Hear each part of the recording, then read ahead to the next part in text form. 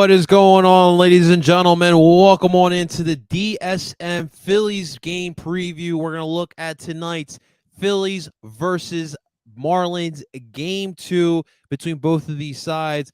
Oh boy, it's going to be a crazy one. But of course, I am joined today with my man, Mr. Chris Hat. What's up, Kata? What's going on, What's up? brother? How Oh we man, feeling? we are what, 7 games in. The Phillies are already severely pissing me off. So great progress we're making here. I was optimistic for about 6 games, and now it's all down the hill. You're not the only one, brother. It's a lot in Phillies Nation are feeling the same way as well, man. But hey, listen, we're gonna discuss the Phillies tonight, and we'll touch upon yesterday. We'll discuss what went down, why the feeling we are feeling right now is. But before we dive in today, real quick, ladies and gentlemen, thank you for tuning on in. Make sure if you are watching this live, we're live on YouTube, Twitter, Twitch. We got everything here today. Make sure you guys hit the like button on YouTube and subscribe. We got my channel, we got Kataha's channel, we got DSM Media. So make sure you guys subscribe to all. And of course, make sure to support DSM Media. Cole blames Doc for the 7 games lull that we've been having. We got I faithful agree. fanatics in here. Blame Doc for everything. Blame Doc for everything. Inflation, Doc Rivers. That's all. And Ben Simmons. And Ben Simmons. Absolutely. Well, obviously, kind of last night, the Phillies played game 1 of this series. And obviously, for a lot of Phillies fans, when we talk about the Miami Marlins, it leaves like an unsettling feeling in the stomach. There is a mental block when it comes to the Miami Marlins, especially playing in Miami, where we typically struggle. But last night, a 4-3 loss to the Marlins. You start off this game with getting a run. It was kind of similar to the previous day, where you got some hits in that first inning, but you weren't able to convert enough. I mean, you got a Kyle Schwarber double, smacks the center field to start it off. And you're like, all right, here we go. JT Realmuto single. Then you get a Bryce Harper sac fly. I mean, you get a run in, but a fly ball, like, it is what it is. But then you get a Castellanos out at left field, and then after that, Hoskins strikes out, and that's it. And then after that, Sandy Alcantara really controlled the game through his 6th and 3rd that he pitched, and the Phillies were able to get some runs going into the 7th inning, but it was just not enough as the Philadelphia Phillies fell 4-3. The Batchers were not able to come up strong. There's obviously a bit of a concern with the bats. Starting pitching has not been great either. Where I want to start off this, Kata, where for you is your main concern with the Phillies at the moment through 7? It's the bats. I mean, the bats are. We know our pitching isn't great. We've known that. We knew that before the season started. For them to make the playoffs, they need to score runs, and they need to score runs at a big clip. They're. It's not that they're not getting hits. They're getting guys on base. They're just not getting these guys home. And we just see bad at bats with runners on base all the time. I mean, I remember last night, Didi. There's like 3 guys. I think there's 2 guys on, pop up. Then Vierling, pop up. Just like it's not even moving the runners over. They're just popping the ball up and just ruining great chances. And you watch what the Marlins did last night. You had Joey Wendell just take the pitch the other way, and 2 runs scored. It's that simple. You just gotta get the runners home somehow. If you're not hitting home runs, get them home with a cheap hit. I don't know, something. You need to do something, please. Alec Bohm, please. That you bring up a good point. I mean, obviously the bats are not doing much of anything, right? And especially when you put the money you did in, you would expect in games like you've had this whole week, honestly, since obviously Monday you had that great ending, but even you look at last Sunday against the Oakland A's, it's the crazy part about this season is we had some inconsistency with starting pitching, but the bullpens have really stepped up big time, and you're just not getting run support for the solid pitching that you have been able to have. And I completely get that. When I look at the batting lineup, really, it's obviously Schwarb's been starting off slow. I think we could start there. Are you at a point where you're ready to take him out of the leadoff spot like some fans are? I mean, I'm getting there. I think they just need to switch something up with those top couple guys. I mean, I see JT's not in the lineup tonight. which makes a whole lot of sense. You know, the guy goes 4 for 4 last night. You take him out the next day. That makes a lot What of a sense. performance, man. You know, the guy, the one guy you have hitting, you take him out of the lineup. I get it. The catcher can't catch every single day, but when he's hot, just let him play. Let him play. I and I'm glad Hoskins is up to batting too. I feel like that will help the lineup a little bit. But Schwarber's got to start taking more pitches and just get on base. He needs to get on base. If you're a leadoff guy, you got to get on base. That's simple. I hear you. Here's what I'm saying about Kyle Schwarber. I think I would give at least this series. Now, if he's not getting on base, leading off at a consistent rate in the next 3 games, then let's shake it up. And it doesn't mean you don't go back to him later on. And the thing with Kyle Schwarber, and you've seen him in his career as well, as the months go on, he starts turning it up little by little. His best form is come September. I'm sorry, come August and September. Right now, he's not. He doesn't really go off on April and May. So you got to stick with him. I don't mind moving him down a little bit in the order. I've heard people, let's move him back down to 7. He's not doing dog crap. Like, relax, relax. But it wouldn't hurt if he continues batting the way he is to just maybe move Gene Segura. Maybe. I mean, we don't have another, natural leadoff guy. I mentioned last night possibly JT Realmuto in certain situations, certain games, depending on the pitching matchup, because JT Realmuto has been one of your hottest batters as of late, and he's been, more importantly, been getting on base, and he's a great base runner as well. So that wouldn't be, and we've done that before. I think 2020 at moments we put JT Realmuto at the leadoff spot, so that wouldn't be a crazy thought. But I'm not ready to panic on Kyle Schwarber, but he's got to give us something in these next 3 games.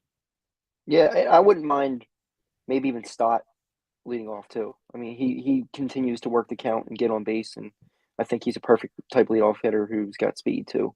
We need someone on But base, man. yeah, we that's all you need from your leadoff guys to get on base. So Harper can hit a home run and get him home. Yeah, man. Absolutely. Another issue that we've been having is Matt Vierling at center field, which we will get to who's starting in center field tonight. But Matt really was disappointing last night. He had a walk, but no hits. Still, he's 0 for 15 to start off the season. We know the bottom of the fourth inning when he has that ball, he just misreads the ball. You got to catch that. You're now in the majors. You're a center fielder. Professional center fielders make that play, and that was a big play, Kata, because 2 batters later, Wendell was the one who got that triple, and he was able to bring in Sanchez, who had the triple off that hit that he missed, man. Yeah, it's tough with him right now. I mean, Right. you know how big of a Matt Vierling guy I am, but he's just struggling mightily. And then last night, I don't know. I think what it was is that there was a bright screen in right field. It was like Yeah. bright blue. I think Right in that his messed with him. face. And then he throws it. He makes a decent throw, and then Camargo just drops the ball. And I think they would have had him at third, and that would have changed everything. But um, yeah, he's just not hitting the ball, and it doesn't look like Matt Vierling of the spring, and it doesn't look like Matt Vierling of last year. I don't know what happened to him, but he doesn't look right.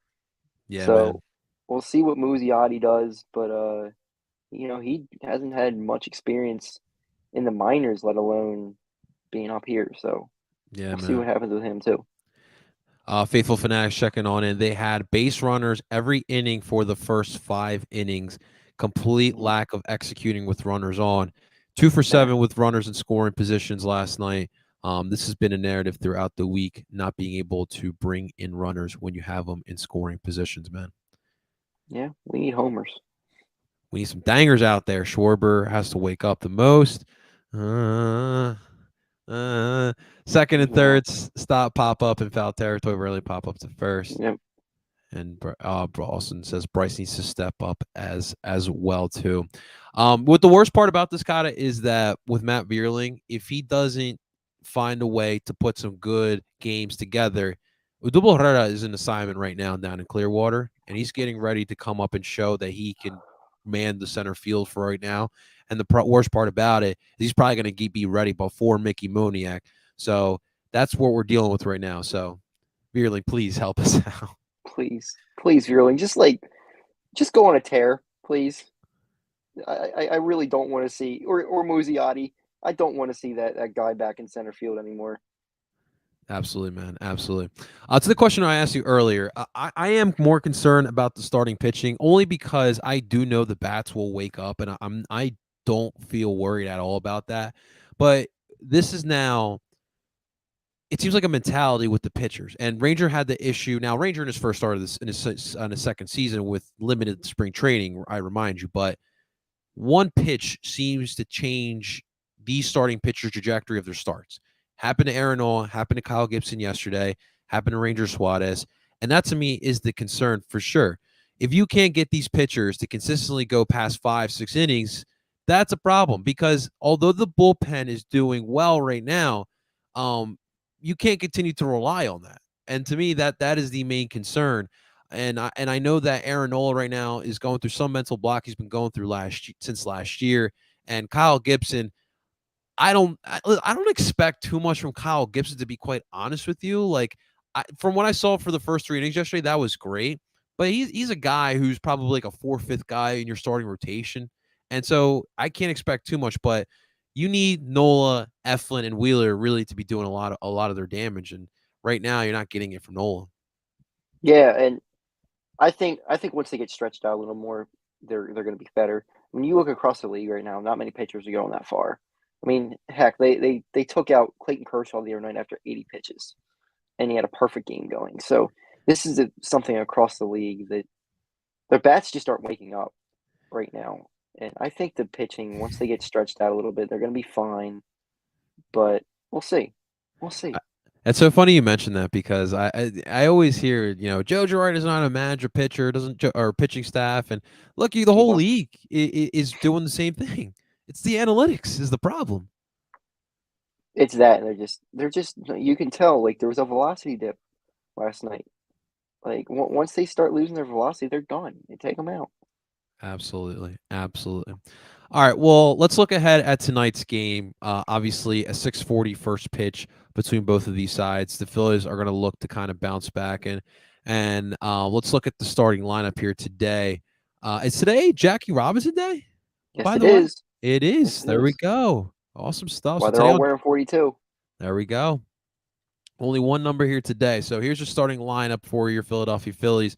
Kyle Schwarber leading it off yet again, and starting in left field. In your 2 hole, you got Reese Hoskins at first. That's just a little bit of a surprise. At the 3 hole, you got Bryce Harper starting at right. At the 4 hole, you got Nick Castellanos DHing. In the 5 hole, you got Didi Gregorius at shortstop. At the 6 hole, Johan Camargo Ooh. back at third base. At the 7th hole, you got Bryson Stott at second. Your catcher today, Garrett Stubbs, and your center fielder for today and batting ninth is Simone Muziati. So, and of course, your starting pitcher, Zach Eflin. Start off with the batting lineup. What are your initial thoughts looking at these nine? No Bohm again. No boom. That they're just gonna ruin the kid. You gotta play him somewhere. Like even if it's not in the majors, you have to play him. He needs to play. Him Agreed. rotting on the bench isn't gonna do anything. And I would Agreed. have liked to see JT after that good performance last night playing tonight. But I think it's more of an Eflin thing because Stubbs caught for him last week too. That's a very good point. Oh, look what you caught up there. Okay. Yeah. So it is interesting. I agree, especially like last night. Dude, substitution, you get sub Matt Vierling out in the top of the ninth. You put in Alec Boehm.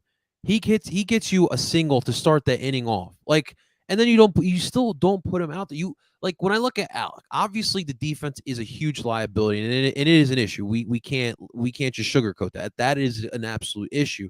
But when you got someone who's actually giving you a bat, and that's the only way that he can really continue with his confidence, we got to find a way to put him out there. I've talked about Yeah. it before. I don't want to see Schwarber or Castellanos playing center field every single game. But in order to put Alec Boehm to give you some juice with the bats, why not just try it out for one game? We're not asking for it every day. You put in Bryce, Schwarbs, and Castellanos just one stinking game. I mean, I hear your distaste with Johan Camargo, but the fact of the matter is, his glove has been the best at third base over Bryson and over Alec Boehm as well. And Didi, look, I know you guys don't want Didi. He did have a 2-hit night last night, and he hasn't been terrible yet. He's bound to do it. He's going to have his bad stretch, but that to me is really where my takeaways for this game, for this lineup. Yeah, and yeah, for me, it really doesn't have anything to do with Camargo. Camargo's a fine player. He's a very solid bench piece, but Bohm has got so much potential, and he's another first round pick that looks like he may go to waste. It seems like every single year now the Phillies have a first round pick, they go to waste. Their best first round pick has in over the last 10 years have been Aaron Nola. And Aaron Nola hasn't been great. Yeah. We'll see what Stott is, but like you just gotta play these guys at some point. Hope they can do something for you. It's like Sixers with lottery picks, man. It's kind of Oh what it man. feels like Yeah, with all this even guy. if you one hand Bray's got a point there. Even if you put in Bowman DH for a night, give Castellanos or Schwarber a night off. Yeah, Like that's what I'm you saying. gotta play the guy Yeah. somewhere. Just play him. See, my thing is like, look, what was it on Wednesday? Max Scherzer's up. Reese Hoskins have good numbers. I mean, and I get that, but that was like the one where I'm like, okay, let's Put him first. try Yeah. Alec Boehm at first base. He did it last year, and to be quite honest with you, it wasn't much worse than what Reese What he Hoskins does. does at first base. So let's try it out, and he didn't go there. But I agree, if you're not going to try him at first base, put him in there at DH every now and then. And God forbid you put Schwarbers at center field, man. Yeah. Do just something. Get him in the lineup somehow. Somehow, It's not hard. yeah, I agree, man. Hoskins in the second hole, first time for the season. What are your Yeah, thoughts on that? well, Hoskins is actually who I wanted in the second hole to start the season. I just feel like he gets on base a ton and being in the second hole works well, especially since he can hit home runs too. So um I feel like that's as long as those guys get on base there for Harper, it should be pretty well. I mean, I don't know who else. Maybe Stott in the second hole I'd be okay with. That's the other thing. I don't know why Stott is so far down the lineup still. The guy keeps hitting. Like move him up a little bit. Got to get trust of the old skipper, I guess. I guess. Boomer Joe, Yeah, yeah. you know how it is, man. All right. All right. Let's look at the pitching matchup here tonight. So you got Zach Eflin going up in his second start of the season against the Miami Marlins, and he's going to go up against Pablo Lopez, who is going in his second start as well. And so first off, in the first outing, you had Zach Eflin going 4 innings deep. He had he allowed 2 hits, no earned runs. Obviously, short sample size with 3 strikeouts as well. What are you looking forward to with Eflin here tonight? Well, I mean, hopefully Eflin continues to stretch his arm out. I mean, he didn't pitch much at the end of last year because he got hurt. So it's going to take him a little bit to get adjusted, get that knee right, and hopefully he'll be all right and pitch. I'm expecting 5 innings out of him would be okay. You're not going to get a long outing out of him because he's just not ready yet. Yeah, absolutely. He threw 68 pitches in his first game, so definitely you're going to keep an eye out for a pitch count with Zach Eflin. He did the same. He's been doing the same thing with Zach Wheeler. So once he gets around 65, I'm expecting that Joe Girardi is going to want to take him out. So depending on when that is, one hand Bray. So tonight's DH is going to be Kyle. I'm sorry, it's going to be Nick Castellanos at DH tonight. Hmm. Yeah. So Pablo Lopez had a 1.8 ERA last year, if I'm not mistaken. He's Uh, very good. He let me scares just me. double check They here. have they have a lot of very good pitchers on that Miami team. They do. They do. He was last season. Why can't I find? Here we go. I'm sorry. He was a 307. He had a 307 ERA, which is still pretty good for a He's still starting very good. pitcher. Yes. So that the rotation's really good. They have they actually have some players I really do enjoy watching. I like Miguel Rojas's leadership. I like Jazz Chisholm's swag out there, and Avila Garcia. I did like what he had, and Jesus You gonna get one Sanchez. of their jerseys too? Kind of hats out here, letting my secrets out. Um, you can call him. We can call him Bray. Okay. What's up, Bray? Okay. We Up right. appreciate you coming on in. Appreciate you, Nate, for checking in as well. What is your key to victory here today so we can finally get this monkey off our back with the Miami Marlins? Score runs. As I've simple been as that. saying it for weeks, but score runs. I mean, that's how you win games. Score runs. Let me piggyback off that because it's not just scoring runs. Let's get a 3-0 lead, first two innings. Let's start off Early. quick. Score runs early. Yes, like I don't want to see again, like for a third straight night, you get some batters on base in the first inning just to put out nothing or one stinking run. Yeah. Let's get some runs going. Let's get Pablo in a bad spot, and let's have the bullpen have a relaxing game. Just wheeling and dealing. I'm curious to see who we will see in the bullpen coming out as well. Maybe Jerry's Familia gets another look here tonight. I'm curious to see Sir Anthony Dominguez. I think can come back out as well, but I'm really curious to see what we pull out there in the bullpen. Yeah, and Um, Eflin will pitch better too if they have a lead. yeah, yeah. I agree. I think I would agree. I want to see Zach. I want to see Zach Eflin just have command. If he does pitch for 4 innings, just have some command again. And I know he's going to be out no more than 70 pitches. I doubt he's thrown more than 70 pitches here today, but just have some command and just get back into the groove of things. He's still trying to get comfortable following that tendonitis surgery that he had, but we'll see what he can do for us. Yes, sir. Brendan, I think we can all agree we would rather see Mickey Moniak at center field, but it's not up to us. And unfortunately, Odubel might be coming back I'd beforehand. love to So see Odubel in the streets. anywhere but Philadelphia. That's what I'll say. Anywhere but Philadelphia. All right. What is your prediction here today against the Miami Marlins in Game 2? The pitching matchup scares me a lot. I think it's going to be a 6-4 Marlins win. 6-4 Marlins win. Oh boy, oh boy. Oh, we got to bounce back here tonight, and I want to hope that we can with Eflin in there. Um, I'm gonna go 3-2 Phils. I'll go 3-2 in a short one. I Hope see the pitching pitches that well. I see the Marlins having like a 2-0 lead in the third, and then Eflin. I see Eflin goes 5 tonight. I say Okay. Eflin will go 5 tonight. And then the bullpen takes care of business, and then I'll say in the 7th inning we just get 3 big runs, and then we get the dub from there. Bryce letting us know 4-3 Phillies. Appreciate you, Bray. Appreciate you. Where are you watching the game here tonight, Kata? I am at my girlfriend's house. I have to help her Very make nice. Easter dinner. We're preparing for that. She's making a whole big feast. So Sounds good, man. the Enjoy it. Phillies game will be in the background, unfortunately. But Oh yeah, I'm all sure I'll be 3 screaming days. at the TV at some point. All 3 days. This is a Phillies pregame show, but how about the NHL putting the Flyers and Sabres on Easter Sunday, man? Who would want to Oh watch man, that what a game? shit show! Seriously, on Easter? Jeez Louise, That man. that ruins people's Easters. Yeah, man. Yeah, we'll have the Phillies on that. I can't watch that one. It's gonna be Yeah, bad, but yeah. No thanks. I'm good. absolutely. All right. Well, Kata, thank you so much for coming on in and joining us for this pregame show. Hopefully the Phillies get us a dub here today. It would really, really, really get this weekend started off on the right note. Yes, Guys, sir. make sure to hit the like button, subscribe to all the channels you are watching from. Follow on Twitch and on Twitter and on Facebook as well if you're watching from there. And of course, make sure to stay tuned to DSM Media. We got you covered for all of your Philly sports needs. Ladies and gentlemen, that's Kata. I am at Barcelo Philly.